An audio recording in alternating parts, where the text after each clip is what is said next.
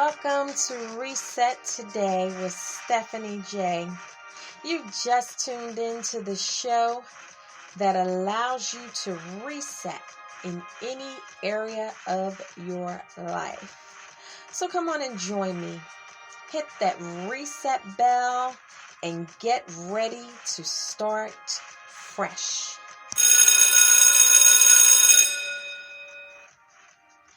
All right, welcome to another episode of Reset Today with Stephanie J. I am so happy to be here, to have another opportunity to do this show. I'm grateful for all of you listeners, and I am grateful for everyone who makes it possible for these podcasts to go forth. I am playing an instrumental from my son's SoundCloud page.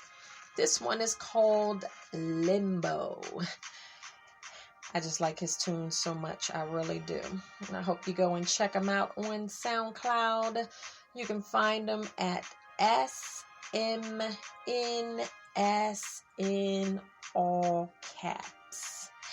And before I get into my topic today, let me let you know where my shows can be picked up.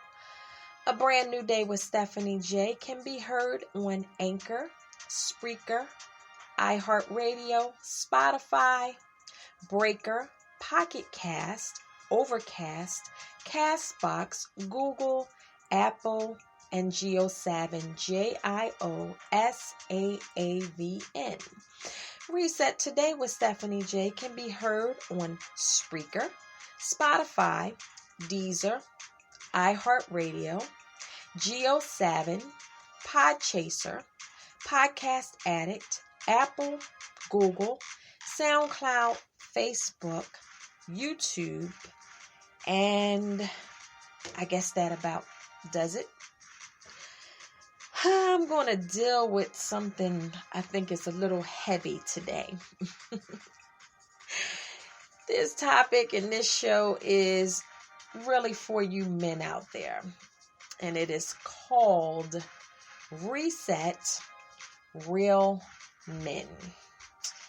I'm going to dig into some biblical issues as usual.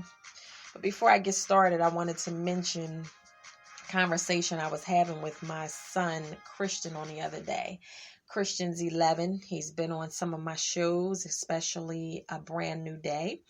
You hear me talk about him from time to time. He's such a wise 11-year-old kid.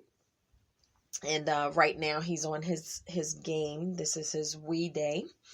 And well, he chooses Wii over Sega and any other game, that he has. But we were talking about something, and he was telling me about a project that he's been working on. He found an artist that teaches on YouTube, and he says he's the best that he's come across. So he shows how to draw like superhero characters and Star Wars. And so Christian drew Darth Vader to his channel. And then he said to me, my husband has always drawn, and he draws, mostly like comics, and he likes to do like little funny scenes and, put like comic and voices and things to them. And so a lot of times, even, when Christian was younger, they would spend time drawing together. That's something that they do. And so he said, I think my dad would really learn how to draw really professional if he would learn from this guy like I'm doing. He could learn how to draw, a lot of different characters and stuff like that. So I said, well, I think your dad just kind of likes drawing his funny pictures and, the characters the way that he's always done. He said, well, it couldn't hurt. It would give him the skills to draw better in case he ever wanted to enter a contest. So I started laughing, and I said, really? At 57? And he remarked, hey, like you always say on your podcast, it's never too late to start.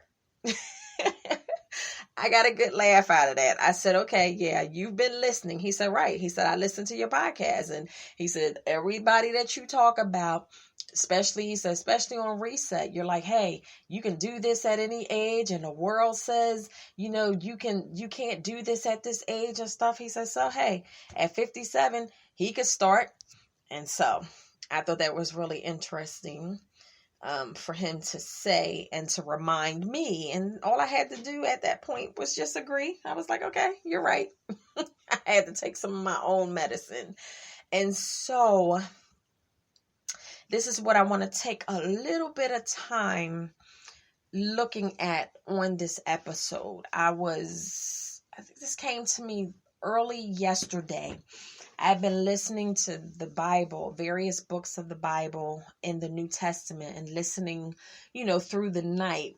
And a lot of times when I do that and I wake out of my sleep, sometimes I'm in and out, I'll hear certain portions of scripture and it'll kind of start the wheels turning and, give me some ideas or sometimes an answer to something. It's just really interesting. And something that I heard, I was listening to Ephesians, and it was something I think that the Apostle Paul said, and I can't think of it at this time because I was just kind of lying there listening. And I started thinking about our men and some of the situations that our men are facing. I started to think about our marriages and our homes, and I got up earlier today and I started kind of thumbing through the Bible. And I was just looking at a few scenarios that some of the men were in. And I was looking at some Old Testament figures, and I was looking at some of the problems that they encountered. And I just read through various stories, and then I started to jot down little notes about these men, and I just thought it would be a good thing and also an encouraging thing for men to know that there have been many men who have been in tough situations, who have faced many trials and tribulations. There are men who have failed. Some have failed miserably on a not so good note. Some have not had an opportunity to reset, and some have. And so I'm going to mix it up a little bit, not in any particular order, but I am going to start pretty much where I started when I started looking in the Bible. And one was really, really not a good situation. And so I guess I'll start there. And many of you may be familiar with this story, and it talks about a man by the name of Korah in the book of Numbers. And I've read the story in Numbers chapter 16, and I don't want to be too detailed in any particular story by giving all of, the information, because it's something that you can definitely go and look up yourself if you're interested, if you want more information. But I just jotted down a few notes about the story that I wanted to focus on. And basically what this story tells us is that Korah gathered a lot of men with him and rose up against Moses and Aaron, who were the leaders that God called to lead Israel out of Egyptian bondage. And many of you are familiar with this story.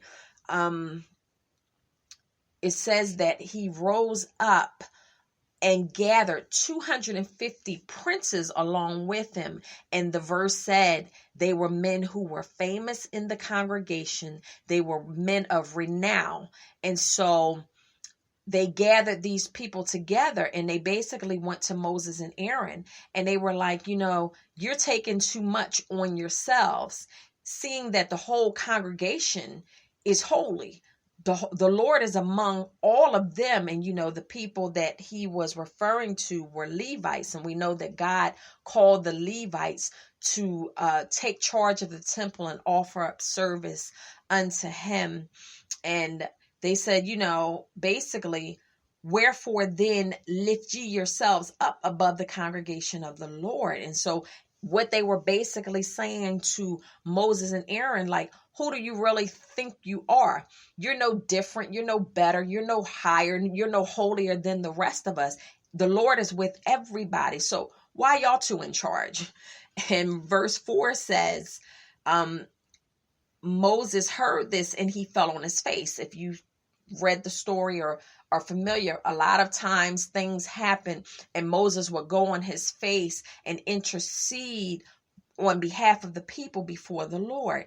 And so in verse 5, he spoke unto Korah and basically to him, because he was the ringleader, but he said, tomorrow the Lord will show who is his, and he'll show who is really holy.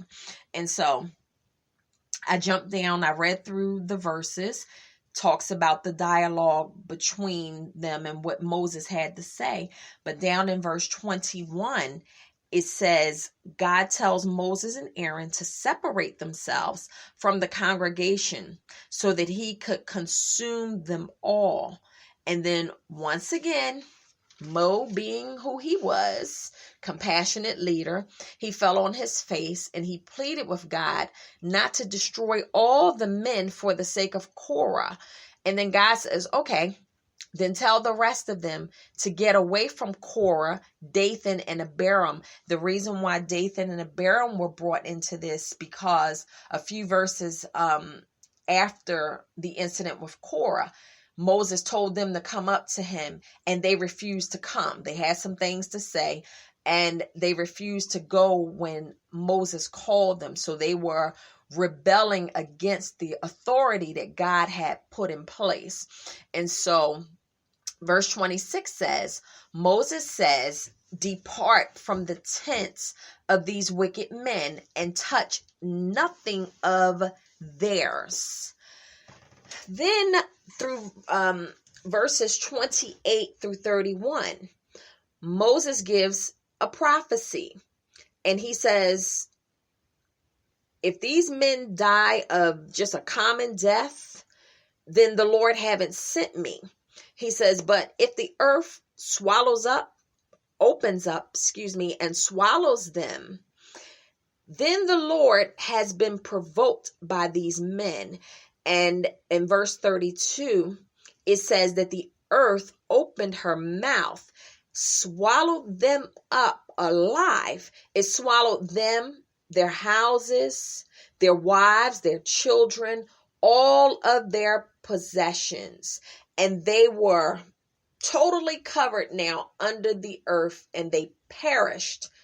All of this happened while they were still alive, all because this man, for whatever his reasons were, decided to rise up against authority that God had put in place. Now, this is a sad situation where not only were they not able to reset, so I'm not going to ring the bell because they were not able to reset. They did not recover from the mistakes or the damage.